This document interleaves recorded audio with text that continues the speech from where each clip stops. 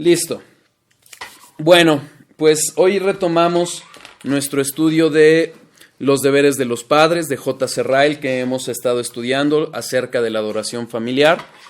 Este sí ya tiene un buen rato que no lo tomábamos, porque en el mes de diciembre hablamos del nacimiento de nuestro Señor Jesucristo y en enero y febrero, los 3 estudios que tuvimos refirieron al conocimiento de Dios. Como lo hemos comentado en otras ocasiones, este punto es una parte esencial en la vida cristiana. Finalmente es la familia como Dios ha determinado que la fe cristiana va a ir pasando de generación en generación. Y esto no solo se trata de una cuestión de enseñanza como en un aula, sino es una enseñanza de vida. Es vivir como Dios nos ha mandado, es enseñar con el ejemplo, instruir y corregir. Y en virtud de ello, como también en algún momento les comenté, es difícil establecer una doctrina muy completa acerca de esto, como lo hemos hecho estructuralmente, sistemáticamente, en tratándose del conocimiento de Dios. Entonces, lo que hemos hecho ha sido consultar diversos autores cristianos que nos puedan guiar en este caminar. Teológicamente, sin duda, algunos también a través de la experiencia. Pero evidentemente la experiencia basada en la palabra de Dios. Y es por ello que empezamos este estudio acerca de los deberes de los padres a la luz de este pequeño folleto que escribió J.C. Ryle a finales del siglo XIX. Veíamos acerca de los deberes que hemos de tomar, que nuestros hijos necesitan una instrucción adecuada a lo largo de la vida. Sabemos que todos nosotros nacemos en el pecado y si nosotros dejáramos a nuestros hijos y a toda persona andar por el camino que su naturaleza pecadora les dejara, sería un camino de destrucción. Necesitan la instrucción de sus padres. El hecho de que providencialmente hayan nacido en una familia cristiana es no solo una bendición para ellos, es un deber claro para nosotros como padres el instruirlos en los caminos del Señor. No nos los dio Dios para que los dejemos a como el mundo los quiera educar o como el mundo le parece bueno, sino es conforme a la palabra de Dios. Como segundo deber, debemos instruir a nuestros hijos con ternura, afecto y paciencia. Sin duda, a veces es difícil, más cuando estamos cargados de tantas cosas que tenemos en nuestro día a día, pero es necesario llevar a nuestros hijos con esa paciencia, con esa gracia, con esa ternura. Eso no proviene de nuestros corazones, solo puede provenir de Dios. Necesitamos orar, leer la palabra, porque son los medios de gracia que Dios usará para primero obrar en nosotros y después ser instrumentos para que obre en nuestros hijos. Tercer punto o tercer deber, instruir a nuestros hijos con la permanente convicción de que mucho depende de nosotros. Hermanos, sabemos que la salvación es por gracia. El propio Pablo dice, yo he trabajado más que todos los demás apóstoles, pero no yo, ha sido el Espíritu de Dios. Y efectivamente será la obra de Dios en nosotros la que obre, pero nosotros debemos de actuar como si todo dependiera de nosotros. Somos responsables, no de los resultados, pero sí de nuestra obediencia que demos a Dios a lo largo de nuestro caminar. Nosotros eventualmente vamos a rendir cuentas delante del trono de Dios y en ese momento le vamos a rendir cuentas de cuánto realmente aplicamos de la palabra de Dios o cuánto dejamos que el mundo nos influenciara o nuestras pasiones o nuestros sentimientos. Como cuarto deber, debemos instruirlos con este pensamiento de la eternidad. Es decir, cuando nosotros instruyamos a nuestros hijos debemos de hacerlo con esa visión eterna. Dios no nos ha dado unos hijos que solo viven unos años. son almas eternas. Nuestras propias almas lo son, pero también las de ellos. Y tanto a ellos como a nosotros mismos debemos de verlo, de ver nuestras vidas, nuestros deberes, nuestra dirección debe de ser siempre con luz a la eternidad. Cuidado con que dejemos que los sentimientos nos gobiernen para decir, no, bueno, es que le duele la disciplina. A todos nos duele, pero mejor en las manos amorosas de padres y no afuera en un mundo que los puede destruir. Quinto deber, instruir a su hijo en el conocimiento de la Biblia. Es indispensable la palabra de Dios. Es el instrumento que Dios ha usado en su gracia específica para llevar a pecadores a los pies de su Hijo Jesucristo. Es indispensable la instrucción bíblica. El devocional familiar, la adoración familiar, la devoción individual. En la medida que nuestros hijos nos vean también buscando en la palabra y no en el mundo la respuesta que necesitamos en el día a día, ellos no solo van a conocerlo en la mente, van a entenderlo y van a buscar también en la palabra de Dios la verdad que ellos necesitan. Instruirlos en la oración. Es la oración el medio que es un medio de gracia también que Dios ha dispuesto, que Cristo ganó en la cruz al momento de dar su vida, porque fue en ese momento en el que el velo fue rasgado y la entrada al lugar santísimo quedó despejada. Entremos confiadamente a la presencia del Señor para poder adorar, bendecir, comunicarnos con nuestro Dios. Cuidado con hacer las cosas como una repetición innecesaria, como una repetición vana, como los gentiles, nos enseña Jesús que no debemos de hacerlo, sino realmente como Dios estando ahí presente y hablando por la gracia, por la bendita gracia de nuestro Señor, la entrada comprada por esa sangre de nuestro Señor Jesucristo a su presencia para poder hablar con Él. Les enviaba hace un tiempo una reflexión en el sentido de que no es nada más entrar y hacer peticiones, es realmente adorar, bendecir a nuestro Señor, al Creador de todo el universo, de lo visible, de lo invisible. Adorar a Dios, comunicarnos con Él, entrar en intimidad, en comunión con Él. Y finalmente, el estudio pasado les enseñaba, les compartía este séptimo deber que menciona J. Serrael, y es instruir a nuestros hijos en el hábito de acudir a la iglesia, a los cultos de adoración. Estaba justamente escuchando cómo el último estudio para entender dónde nos quedamos, y algo que les mencionaba es que muchas veces pensamos, es que son pequeños y no entienden todavía lo que escuchan. No importa. No importa. Samuel ministró antes de conocer a Dios. Los propios discípulos todavía no conocían quién era y ya estaban haciendo liberaciones, sanando personas.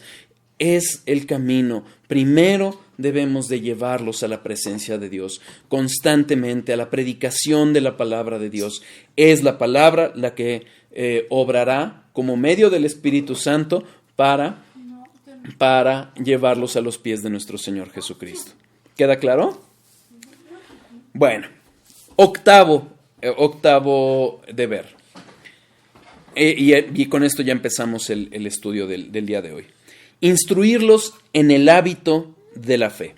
Acompáñenme al Salmo 78, por favor. Salmo 78, versículos 1 a 7. Salmo 78, versículos 1 a 7. Escucha, pueblo mío, mi ley. Inclinad vuestro oído a las palabras de mi boca. Abriré mi boca en proverbios, hablaré cosas escondidas desde tiempos antiguos, las cuales hemos oído y entendido, que nuestros padres nos las contaron. No las encubriremos a sus hijos, contando a la generación venidera las alabanzas de Jehová y su potencia y las maravillas que él hizo. Él estableció testimonio en Jacob y puso ley en Israel, la cual mandó a nuestros padres que la notificasen a sus hijos, para que lo sepa la generación venidera y los hijos que nacerán, y los que se levantarán lo cuenten a sus hijos, a fin de que pongan en Dios su confianza y no se olviden de las obras de Dios, que guarden sus mandamientos. Amén. Si nosotros vemos esta palabra de Dios, lo que Dios nos está mandando es a instruir a las generaciones venideras en la palabra de Dios. Pero ojo, si nosotros prestamos atención, no se trata de una instrucción meramente doctrinal, meramente enseñar conceptos, enseñar obras, enseñar historias de Dios. No, para que confíen, para que ellos confíen. ¿Y cómo van a aprender a confiar si nosotros dudamos de la palabra de Dios? ¿Cómo van a confiar si nosotros acudimos al mundo antes de los pies de Cristo para resolver todo problema que se nos presenta? Es indispensable que instruyamos en la fe. Instruirlos a creer en lo que nosotros decimos. Es hacerles sentir confianza en nuestro discernimiento, respetar nuestras opiniones, considerándolos mejor que las opiniones de ellos mismos. Muchas veces hoy una tendencia que hay en el mundo, y de hecho este hermano, a pesar de que estaba terminando el siglo XIX, él ya hablaba de esta tendencia que existía, de dejarlos crecer a sus anchas. Pero la realidad es otra. Nuestros niños todavía no están capacitados para entender. Cuando nosotros los llevamos a vacunar, por ejemplo, no les vamos a hacer entender un proceso que ni siquiera nosotros mismos muchas veces entendemos. Cómo se inserta un virus atenuado, cómo nuestro sistema inmunológico lo va a reconocer.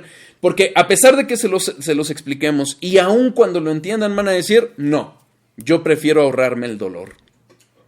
Pero no es así como debemos de enseñarlos. Debemos de enseñarlos a que confíen que nuestro razonamiento, el amor que sentimos por ellos, la instrucción que ya hemos recibido de nuestros propios padres, pero sobre todo de Dios, es mucho más importante que la de ellos mismos.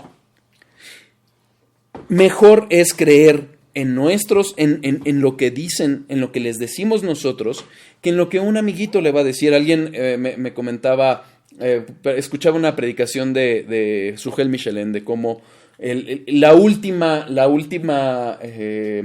razonamiento en una discusión de unos niños es porque mi papá me lo dijo. Incluso si nosotros, no sé si han visto la película de Nemo, de Buscando a Nemo, como Carlos Plankton siempre decía, es que mi papá dijo. Bueno, esta fe, este regalo que nos da Dios, esta credulidad de nuestros hijos en lo que nosotros les decimos, es muy valiosa. Es muy valiosa y por eso también tenemos que cuidar lo que nosotros les decimos y les enseñamos. Es una joya que Dios nos ha dado para instruirlos en el camino. Ellos deben de entender que lo que les decimos que es malo, que lo que es bueno, es bueno. Ellos deben de aprender a confiar en nuestras palabras. Evidentemente eso va a demandar de nosotros el compromiso de cumplir lo que les prometemos. Pero más allá de ello, debemos enseñarles que lo que no saben ahora, probablemente lo sabrán en un futuro. De que hay una razón y un motivo de todo lo que les exigimos. Por eso no debemos de ser necios en lo que nosotros les pedimos. En la medida de lo posible, sin duda, poderles ayudar a entender, pero lo más importante es que deben de creer en lo que nosotros les decimos. Muchas veces los veremos, ellos no nos entenderán hasta que sean adultos, ellos no nos van a entender hasta que sean padres. Pero antes de eso, ahora que son pequeños, debemos de enseñarles a confiar en lo que nosotros les decimos. Hay una realidad, hermanos. Como dice MacArthur, nosotros vivimos más por fe de lo que creemos. Si nosotros vamos a un restaurante y pedimos pollo, nosotros no vimos que fueran y agarraran un pollo, lo desplumaran y nos lo prepararan. creemos que lo que nos dan es pollo. Hay muchas cosas que se venden hoy como ciencia que no lo son. El calentamiento mundial es un ejemplo de ello. Oye, es que sí sube la temperatura, sí, pero el discurso político, económico que venden detrás no tiene ciencia, no tiene ciencia. El mejor argumento que he oído para alguien es decir, es que la mayoría de los científicos lo dicen. Y eso no es creer en ciencia, eso es creer en democracia. La fe gobierna muchas partes de nuestras vidas. Debemos de entender una cosa, hermanos. La falta de fe fue lo que llevó a Eva a que comiera la fruta prohibida. La falta de fe fue la que llevó a todo el mundo antiguo, salvo 8 personas, a no entrar en la barca que Dios le había ordenado a Noé construir. Y eso los llevó a la muerte. La falta de fe, fue lo que mantuvo al pueblo de Israel en un desierto 40 años, un camino que pudo haber andado en 40 días. 365 veces más tiempo por falta de fe. La falta de fe fue la que llevó a los judíos a que crucificaran a nuestro Señor Jesucristo. Es la falta de fe, como dice J.C. Ryle, la falta de fe es el pecado que reina en el corazón del hombre hasta su última hora. La falta de fe en las promesas y en las amenazas de Dios. Los que están escuchando el estudio de Conociendo a Dios, estamos hablando de la fidelidad de Dios. Dios es fiel no para cumplir nuestros caprichos, Dios es fiel para cumplir sus promesas y, ojo, sus amenazas. El castigo, el pecado va a ser castigado o en la cruz, en nuestro Señor Jesucristo, o en el infierno, en el pecador. No hay ni aniquilación, ni oportunidad de arrepentimiento después de la muerte. La falta de fe es la que nos lleva a andar errantes en este mundo. Cito a J.C. Ryle. Lector, usted instruye a sus hijos sin propósito si no les instruye en el hábito de tener una fe implícita. Fe en la palabra de sus padres, seguridad de que lo que dicen sus padres tiene que ser correcto. Cuidado, no es nada más decir yo porque sí, porque yo lo digo. No. Debe ir acompañado sin duda de una vida de congruencia, de un entendimiento de lo por qué le estamos diciendo, aunque no se lo podamos explicar. Nuestros niños no son tontos. Ellos ven mucho más de lo que nosotros sabemos. ¿Cómo les vamos a decir, ora todos los días si nosotros no lo hacemos? ¿Cómo les vamos a decir, la palabra es la más importante si no estamos nosotros constantemente en ello? Pero es indispensable que nosotros enseñemos a nuestros hijos a tener una fe en lo que les decimos. ¿Cómo? La principal clave es siempre usando la palabra infalible, la palabra verdadera de Dios. Romanos 10:17. Romanos 10:17. Así que la fe es por el oír y el oír por la palabra de Dios. Algunos dicen, menciona este hermano, que uno no debe exigirle a los niños lo que no pueden comprender. Creo que es un principio sin fundamento y podrido. Sin duda es absurdo hacer un misterio de todo lo que usted hace, y hay cosas que es bueno explicar a los niños a fin de que puedan ver que son razonables y sabias.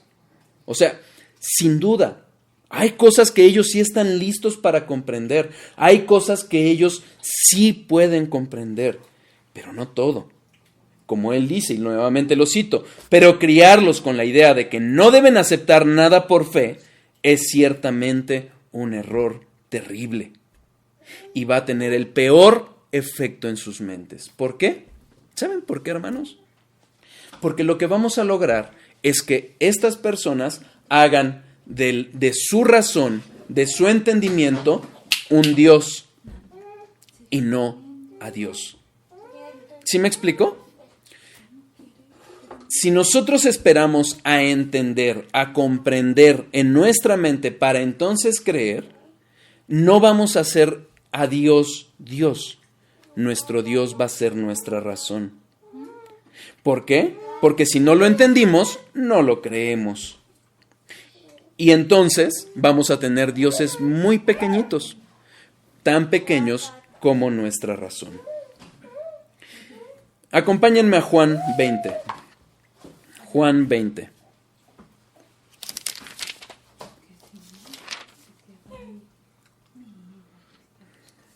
Juan 20, versículos 24 a 29.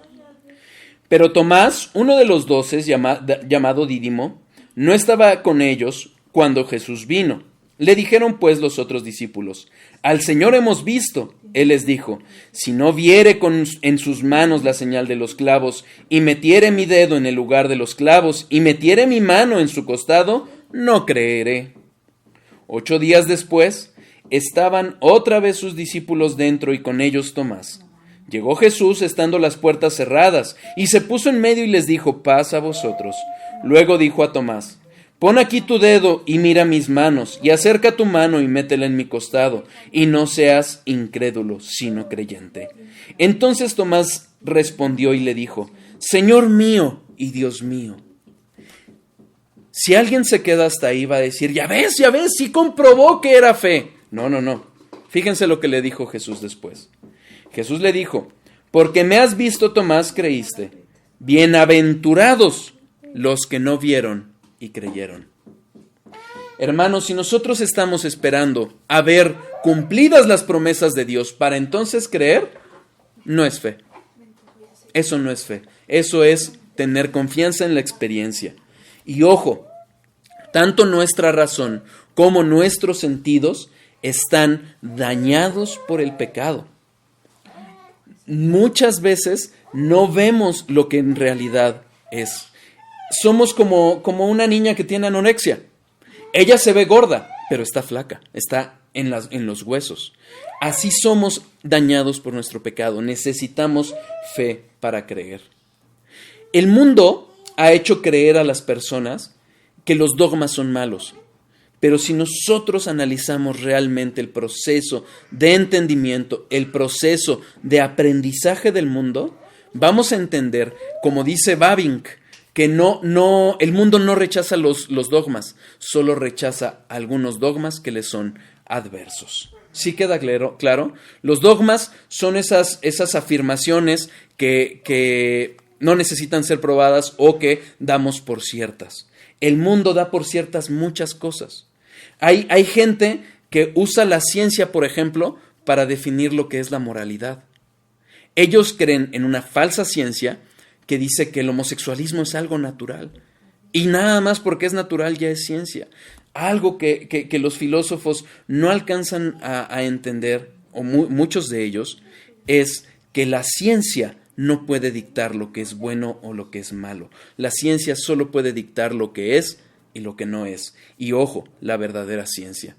No lo que venden en el mundo como ciencia. La psicología no es ciencia. La sociología no es ciencia. El marxismo no es ciencia. Son doctrinas. Y con eso es con lo que pretenden influir a nuestros hijos para que al rato anden creyendo barbaridad y media. ¿Queda claro? Cuidado con lo que del mundo les dejamos llegar a nuestros hijos. Razone con su hijo si quiere, pero debe recordar, si realmente lo ama, es solo un niño. Son niños. Cuidado. ¿Ustedes saben por qué no creen los testigos de Jehová en la Trinidad? ¿Por qué se puede desconectar, mi amor? ¿Ustedes saben por qué los testigos de Jehová no creen en la Trinidad? Porque no la entienden. Ellos no pueden entender que hay un solo Dios en 3 personas. ¿Y saben qué, hermanos? si bien es cierto, no es ilógico, la realidad es que nuestra mente finita no va a comprender una realidad tan maravillosa como es la Trinidad misma. Tristemente, al no creer en la Trinidad, los testigos de Jehová están condenados a la muerte eterna. Hay un ejemplo que nos da la Biblia que es maravilloso, y lo hemos mencionado en otros estudios. En la fidelidad de Dios lo acabamos de ver. Y este ejemplo es el de Isaac. Si ustedes recuerdan, Dios le dijo a Abraham que sacrificara a su hijo Isaac para ponerlo en holocausto. Acompáñenme a Génesis 22. Génesis 22. Aconteció después de estas cosas que probó Dios a Abraham y le dijo: Abraham, y él respondió: heme aquí. Y dijo: toma ahora tu hijo, tu único Isaac, a quien amas, y vete a la tierra de Moriah, y ofrécelo allí en holocausto sobre uno de los montes que yo te diré. Y Abraham se levantó muy de mañana y enalbardó su asno, y tomó consigo 2 siervos suyos, y a Isaac su hijo, y cortó leña para el holocausto, y se levantó y fue al lugar que Dios le dijo. Al tercer día alzó Abraham sus ojos y vio el lugar de lejos. Versículo 5. Entonces dijo Abraham a sus siervos: esperad aquí con el asno, y yo y el muchacho iremos hasta allí, y adoraremos, y volveremos a vosotros. Y tomó Abraham la leña del holocausto, y la puso sobre Isaac su hijo. Y él tomó en su mano el fuego y el cuchillo, y fueron ambos juntos. Entonces habló Isaac a Abraham su padre, y dijo: Padre mío. Y él respondió: heme aquí, mi hijo. Y él dijo: he aquí el fuego y la leña, mas ¿dónde está el cordero para el holocausto? Y respondió Abraham: Dios se proveerá de cordero para el holocausto, hijo mío. E iban juntos. Y cuando llegaron al lugar que Dios le había dicho, edificó allí Abraham un altar, y compuso la leña, y ató a Isaac su hijo, y lo puso en el altar sobre la leña. Y extendió Abraham su mano, y tomó el cuchillo para degollar a su hijo. Entonces el ángel de Jehová le dio voces desde el cielo, y dijo: Abraham, Abraham. Y él respondió: heme aquí. Y dijo: no extiendas tu mano sobre el muchacho, ni le hagas nada, porque ya conozco que temes a Dios, por cuanto no me rehusaste a tu hijo, tu único. Entonces alzó Abraham sus ojos y miró, y he aquí a sus espaldas un carnero trabado en un zarzal con sus cuernos. Y fue Abraham y tomó el carnero y lo ofreció en holocausto en lugar de su hijo. Antes de entrar al meollo de lo que les quiero mostrar, ¿ya vieron cómo le dijo Abraham a su hijo: vamos a adorar? Y él ya sabía que era el holocausto, que era un sacrificio. Bueno, era tal la devoción de Abraham, como en su propia vida le mostraba a Isaac que esa fe que él tenía en Dios y ese holocausto continuo, que él ya sabía lo que iba. Pero fíjense, esta vez no iban a adorar donde siempre, en su tierra. Iban a 3 días de camino. Llevó dos siervos, llevó leña, llevó todo, menos al animal que iba a ser sacrificado. Isaac no sabía nada. Y Abraham mismo no sabía lo que iba a pasar. Incluso llegan al lugar después de 3 días de camino, le pone la leña en Isaac, él la carga. Llegan al lugar del holocausto, lo amarra en el holocausto, hace un altar y lo amarra. Agarra el cuchillo a punto de degollarlo. ¿Qué les quiero decir? Durante 3 días, desde que Abraham le dio la instrucción a su hijo, Isaac solo preguntó una cosa: ¿dónde está el cordero para el holocausto? Fue la única duda que Isaac tuvo. Abraham había enseñado a Isaac a confiar en lo que él le decía, a tener fe, a creer en el Dios que había prometido que a través de Isaac vendría una generación, una nación entera.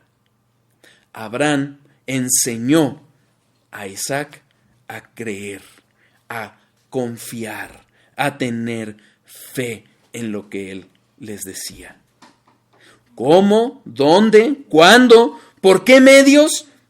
Ni Abraham ni Isaac lo sabían, pero Isaac obedeció a su padre. Isaac se quedó con lo que su papá le dijo y obedeció. Así es como debemos de enseñar a nuestros hijos. Fue una fe de Abraham que no le explicó a Isaac. Hebreos 11, 17 a 19. Hebreos 11, 17 a 19.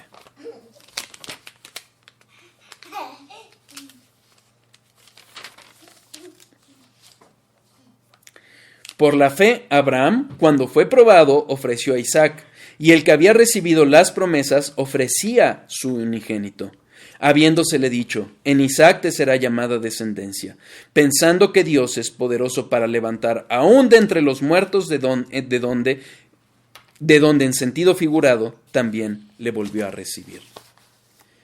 Él no sabía, no tenía más información. Él lo único que tenía, Abraham, era la palabra de Dios haciéndole esta promesa. Pero ojo, Isaac lo único que tenía era la palabra de su padre en quien confiaba. Es así como debemos de enseñar a nuestros hijos. Abraham no sabía, solo confió. Isaac no sabía, solo confió. Abraham confió en Dios que le había hablado. A Isaac todavía no le había hablado para este entonces Dios, pero él confió en la palabra de su padre. ¿Queda claro? Algo que debemos de entender es que todos, absolutamente todos, somos aprendices en un momento. Y de hecho, si somos honestos, y más en nuestra fe cristiana, vamos a ser aprendices toda nuestra vida. Aún el caballo más fuerte, en algún momento tuvo que ser domado. Así, todos nosotros necesitamos aprender. Confiar en lo que se nos dice. Obedecer. ¿Ok? ¿Queda claro? Ya vendrá un día cuando esta instrucción que nosotros les damos a nuestros hijos y la gracia de Dios les dará sabiduría. Pero ahorita que son niños, no. No, mis hermanos. Si nosotros les enseñamos lo que es correcto y lo que es malo, eso debe de ser suficiente para ellos creer y quedar satisfechos con las respuestas que les demos. ¿Queda claro? Cuidado de generar o pretender tener gente como Agripa. Hechos, capítulo 26.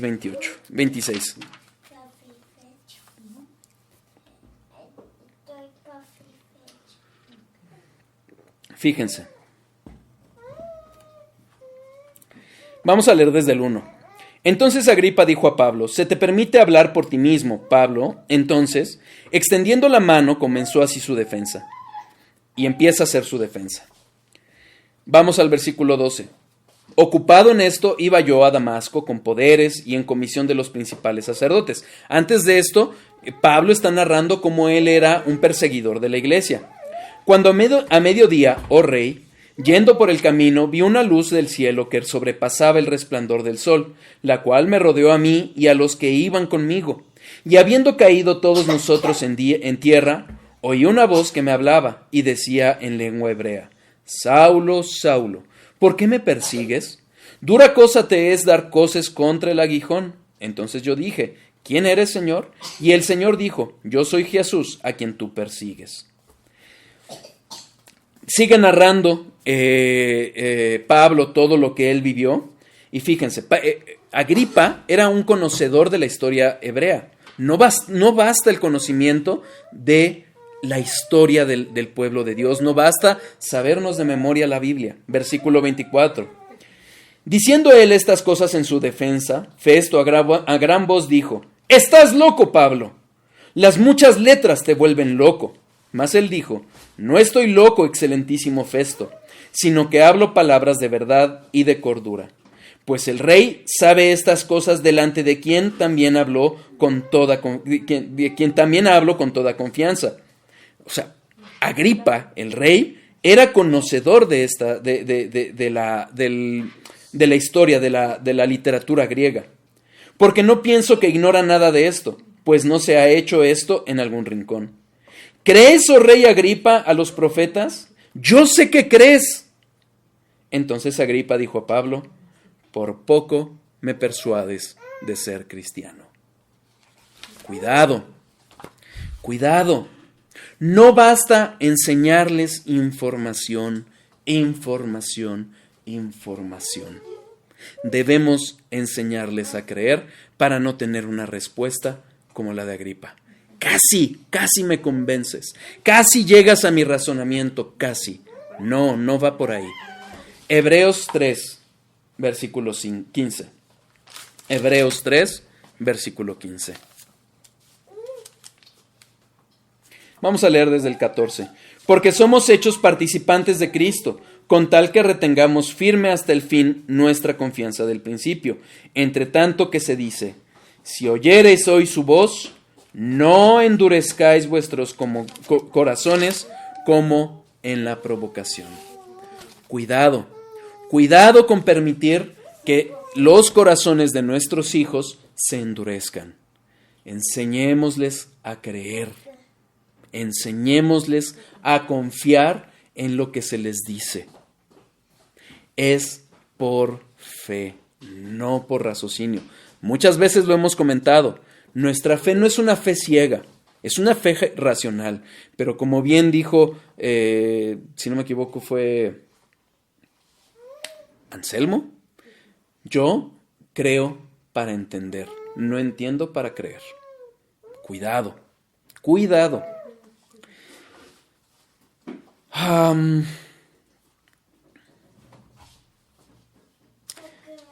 Padres, si en algún punto la instrucción es importante, es en este. Sienten por sus hijos.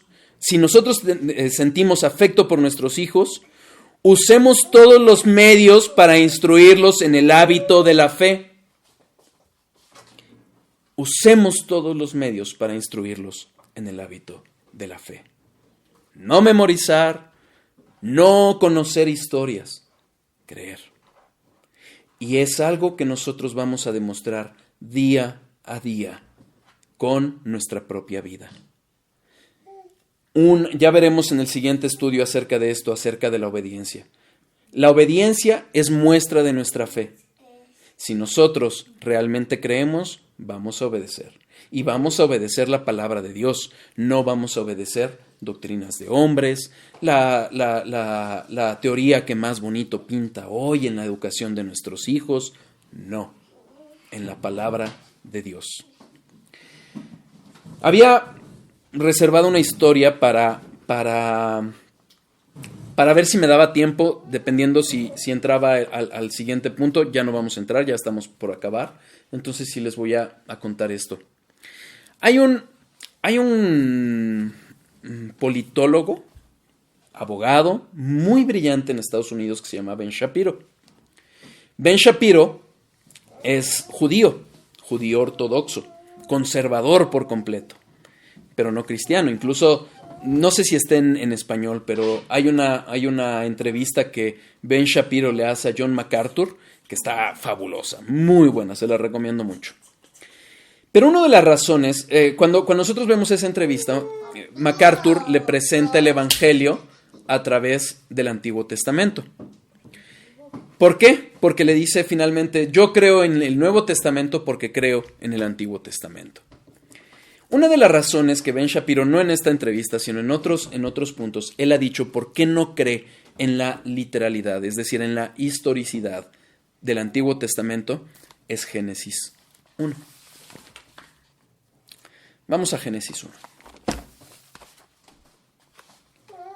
Génesis 1, versículo 3. Y dijo Dios, sea la luz, y fue la luz. Cuando nosotros nos imaginamos la luz, generalmente, sobre todo en el primer día de la creación, ¿qué es lo que nos imaginamos que está iluminando? El sol. Pero en realidad el sol fue creado hasta el día cuarto. Versículo 14.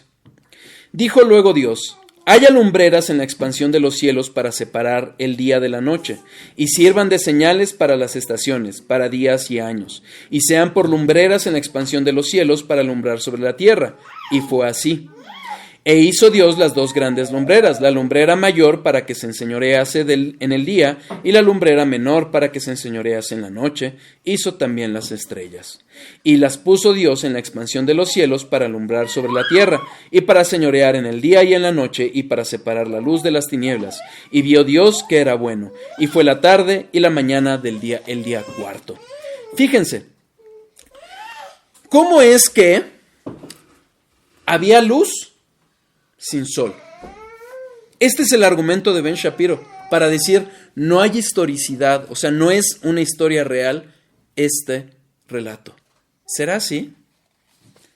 Acompáñenme. Ya vimos cómo empieza la historia, Génesis 1. Vamos a ver cómo acaba. Apocalipsis 22:5. Apocalipsis 22:5. Al final de la Biblia. Así como ahorita leímos el primer capítulo, vamos al último. Vamos a leer desde el 1. Después me mostró un río limpio de agua de vida, resplandeciente como cristal, que salía del trono de Dios y del Cordero.